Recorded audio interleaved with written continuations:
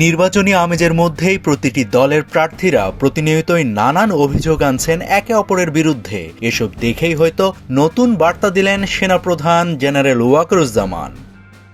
দেশ নির্বাচনমুখী হলেও কোনো রাজনৈতিক দলের পক্ষ থেকে বেশ কিছু বিষয়ে অভিযোগ তোলা হচ্ছে। দেশের প্রধান রাজনৈতিক দল বিএনপির পক্ষ থেকে দাবি করা হয়েছে, প্রবাসীদের ভোট প্রয়োগের ক্ষেত্রে নির্বাচন কমিশন একটি বিশেষ দলকে অতিরিক্ত সুবিধা দিচ্ছে। অন্যদিকে জামায়াত ও এনসিপি নেতারাও আনছেন বিভিন্ন অভিযোগ। এসব শুনেই রোববার ঢাকা সেনানিবাসে আয়োজিত এক অনুষ্ঠানে জেনারেল ওয়াকারুজ্জামান বলেন, আসন্ন জাতীয় সংসদ নির্বাচন হবে শতভাগ অবাধ, সুষ্ঠু ও নিরপেক্ষ।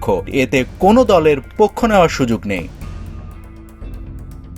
বৈঠকে উপস্থিত একাধিক সূত্র জানায়, ওই অফিসার অ্যাড্রেসে সেনাবাহিনীর প্রধান বর্তমান পরিস্থিতি এবং আসন্ন নির্বাচনে সেনাবাহিনীর দায়িত্ব পালন সংক্রান্ত বিষয়ে দিক নির্দেশনামূলক বক্তব্য দেন। জেনারেল ওয়াকার বলেন, নির্বাচনে কোনো দলের পক্ষ নেওয়া যাবে না।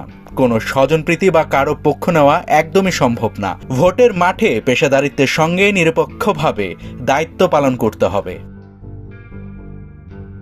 সেনাপ্রধান আরও বলেন, নির্বাচনের আগে আইন শৃঙ্খলা পরিস্থিতি এমন জায়গায় নিতে হবে যাতে সব শ্রেণীর মানুষ ভোট কেন্দ্রে যান।